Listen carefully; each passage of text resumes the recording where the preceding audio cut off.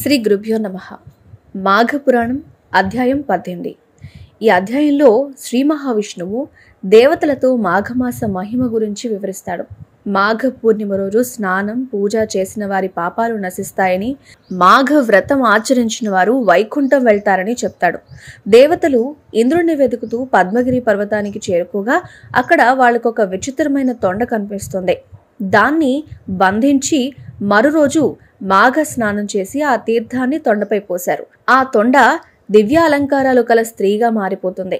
ఆమె తన పేరు సుశీల అని, భర్త చనిపోయిన తరువాత బంధువుల దగ్గరే ఉండి భిక్షాటన చేస్తూ జీవించిందని చెప్తుంది. మాఘమాస పవిత్ర నదీజల స్పర్శ వల్ల ఆమె దేవతత్వం పొంది దేవప్రియ అనే పేరు పొందింది. దేవతలు ఇంద్రుణ్ణి ఊరడించి తుంగభద్ర తీరానికి తీసుకొచ్చి మాఘమాసమంతా స్నానం చేయిస్తూ ఉన్నారు. ఇంద్రుడు శాప విముక్తుడై కృతజ్ఞుడై విష్ణువును స్తుతిస్తాడు. నృద్రుద మహర్షి జహ్నుమునికి మాఘమాస స్నాన మహిమను వివరించాడు. పూర్వం పంపా తీరంలో ధనవంతుడైన వైశ్యుడుండేవాడు. ధన సంపాదన తప్ప ధన వినియోగం అతడు చేయలేదు. పూజ దానం లాంటి మంచి పనులు కూడా చేయలేదు. అందువల్ల మరణించిన తరువాత నరకలోకంకి వెళ్తాడు. అక్కడ కొంతకాలం ఉండి దరిద్రుడిగా జన్మిస్తాడు. దరిద్రుడై ఇంకొన్ని పాపకార్యాలు చేస్తాడు. చనిపోయి పిశాచిగా మారి పంపా తీరంలో మర్రి చెట్టుపై ఉండి అక్కడికొచ్చిన వాళ్ళని పీడించేవాడు. వశిష్ఠ మహర్షి ఆ ప్రాంతానికి శిష్యులతో వచ్చి మాఘ స్నానం పూజలు చేస్తూ శిష్యులకు మాఘమాస మహత్యాన్ని వివరించేవాడు. మాఘ స్నానం చేయనివాడు నరకానికి వెళ్తాడని చెప్పేవాడు. ఆ సమయంలో పిశాచి రూపం పైనుండి కిందపడి పిశాచానికి వశిష్ఠుడు మంత్రోదకం చల్లి పంపాజలంలో మాఘ స్నానం చేయిస్తాడు. వశిష్ఠుడు చెప్పిన హరికథలు వినడం వల్ల మాఘ స్నానం వల్ల దాని పిశాచి రూపం పోయి దివ్య రూపం వస్తుంది. మాధవుని అనుగ్రహం వల్ల వైకుంఠాన్ని చేరుకుంటుంది. ఈ కథ ద్వారా మాఘమాస స్నాన మహిమను మనం తెలుసుకోవచ్చు. ఇప్పుడు అసలు కథ ఏంటి అనే విషయాలని వివరంగా మనం ఇప్పుడు తెలుసుకుందాం. ఇంద్రునికి శాప విముక్తి ఎలా జరిగింది?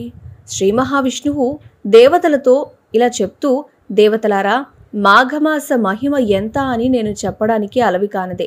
మాఘ పూర్ణిమ రోజు మాఘ స్నానం పూజ మొదలైనవి చేసిన వాడి పాపాలన్నీ కూడా నశించిపోతాయి. మాఘ వ్రతాన్ని ఆచరించిన వారు నాకు ఇష్టమైన వారు. వాళ్ళు దేవతలై వైకుంఠానికి చేరుకుంటారు. మాఘ స్నానము ఆపదలను పోగొట్టి సంపదలనిస్తుంది. మాసాల్లో మాఘమాసం గొప్పది. సూర్యుడు ప్రకాశించు వారిలో గొప్పవాడు. అశ్వత్థ వృక్షం వృక్షాలన్నింటిలోకి ఉత్తమమైనది. ఇక దేవతల్లో నేను అంటే విష్ణుణ్ణి ఉత్తముడుగా ఉన్నాడు. వేదములు శాస్త్రాలన్నింటిలో ఉత్తమమైనవి. ద్విజుడు అన్ని వర్ణాల్లో గొప్పవాడు. రాజుల్లో శ్రీరాముడు ఉత్తముడు. ఋతువుల్లో వసంత ఋతువు గొప్పది. మంత్రాల్లో రామతారకము ఉత్తమమైనది. స్త్రీలలో లక్ష్మీదేవి ఉత్తమురాలు. నదులలో గంగానది ఉత్తమమైనది. పర్వతాల్లో మేరువు గొప్పది. అన్ని దానాల్లోకి ధనదానం చాలా గొప్పది. మాఘమాస వ్రతం అన్ని వ్రతాల్లో ఉత్తమమైనది. మాఘమాస వ్రతం సర్వ ఫలప్రదం. కృష్ణవేణి గంగా కావేరి ఇలా అన్ని నదుల యందు 10 సంవత్సరాల పాటు సూర్యోదయ సమయం ముందు స్నానం చేస్తే వచ్చే పుణ్యం 3 రోజులు అరుణోదయ సమయంలో చేసే మాఘ స్నానం వల్ల వస్తుంది.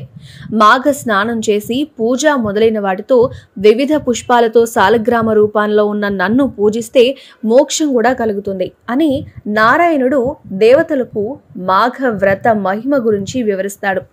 దేవతలు విష్ణువాక్యాన్ని శిరసావహించి ఇంద్రుణ్ణి వెతుకుతూ పద్మగిరి పర్వతానికి వెళ్తారు.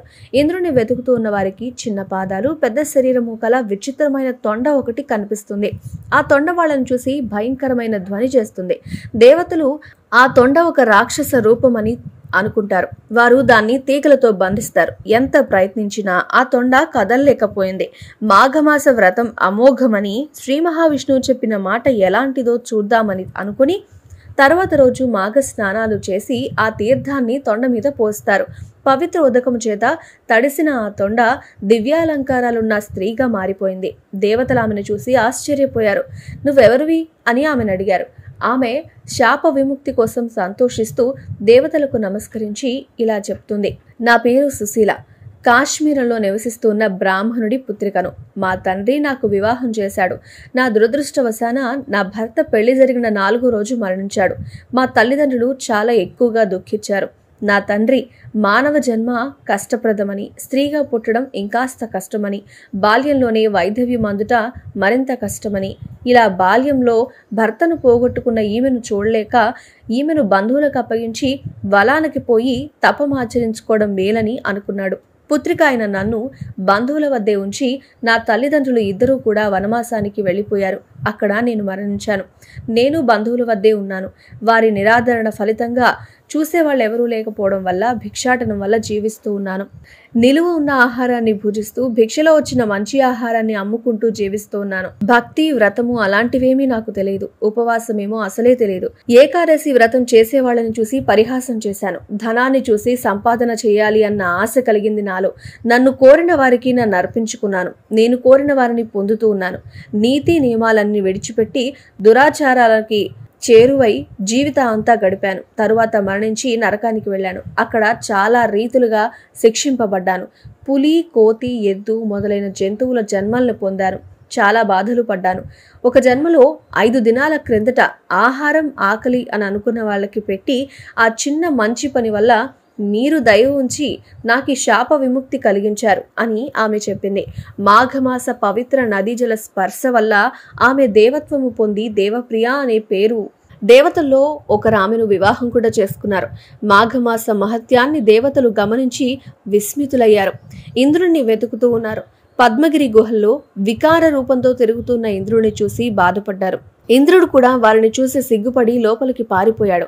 దేవతలు ఇంద్రుడిని చూసి వెంబడించి అతన్ని ఊరడించి ధైర్యం చెప్పారు. నీవు చేసిన పాపాలను పోగొట్టుకోవడానికి శ్రీ మహావిష్ణువు నీ శాప విముక్తి కోసం మార్గాన్ని సూచించారు. ఆ విధంగానే చేద్దాం రమ్మని తుంగభద్ర తీరానికి తీసుకుని వచ్చారు. మాఘమాసమంతా అతని చేత మాఘ స్నానం చేయించారు. ఇంద్రుడు కూడా శాప విముక్తుడయ్యాడు. కృతజ్ఞుడై విష్ణువును స్తుతించాడు. ఇంద్రుడు దేవతలతో కలిసి స్వర్గానికి వెళ్లిపోయాడు. రాక్షసులను జయించి సుఖంగా ఉన్నారు. గృత్నదమద మహర్షి జహ్నుమునికి ఈ విధంగా మాఘమాస స్నాన మహిమను వివరించారని పలుకుతూ ఉండగా జహ్నుముని, స్వామి, ఈ విష్ణు కథామృతాన్ని ఇంకా వినాలని ఉంది, ఇంకా ఏమన్నా చెప్పండి అని కోరతాడు. గృత్నమధు ఇట్లా చెప్తూ ఉన్నారు. పూర్వం పంపా తీరంలో ధనవంతుడైన వైశ్యుడు ఒకడున్నాడు. ధన సంపాదనం తప్ప ధన వినియోగం అసలు ఎప్పుడూ చేయలేదు. పూజ, దానం అలాంటి మంచి పనులు అసలే చేయలేదు. అందుకే మరణించిన తరువాత నరకలోకానికి వెళ్ళాడు అతడు. కొంతకాలం అక్కడే దరిద్రుడిగా ఉన్నాడు. దరిద్రుడై ఇంకొన్ని పాపకార్యాలు చేశాడు. మరణించి పిశాచమై పంపా తీరాన మర్రి చెట్టు పైనుంచి అక్కడికి వచ్చిన వాళ్ళని పీడిస్తూ ఉన్నాడు. ఒకప్పుడు వశిష్ఠ మహర్షి ఆ ప్రాంతానికి శిష్యులతో వచ్చి మర్రి చెట్టు సమీపంలోనే నివసిస్తూ మాఘ స్నానం, పూజ మొదలైనవి చేస్తూ శిష్యులకు మాఘమాస మహత్యం గురించి వివరిస్తూ ఉన్నాడు. అతడు మాఘస్నాన మహిమను వివరిస్తూ, ఒకరోజు మాఘస్నానం చేసిన వారి సర్వపాపాలు సూర్యోదయం వల్ల చీకట్లు నశించిపోయినట్లుగా నశించిపోతాయని చెప్పి మాఘ స్నానం చేయనివాడు నరకానికి పోతాడు అని, మాఘమాస వ్రతాన్ని చేయవలసిన విధానాన్ని చేయటం వల్ల శుభాలు, చేయకపోవడం వల్ల అశుభాలు ఏ విధంగా ఉంటాయని వివరిస్తూ ఉన్నాడు.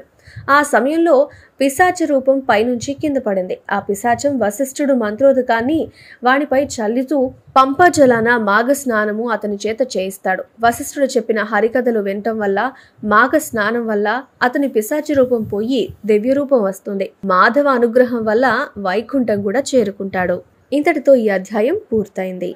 మాఘపురాణంలోని ప్రతి అధ్యాయాన్ని మీకు అందించే ప్రయత్నం చేస్తాం. ఈ వీడియో కనుక మీకు నచ్చినట్లయితే లైక్ చేయండి, షేర్ చేయండి, మా ఛానల్ని సబ్స్క్రైబ్ చేసుకోండి.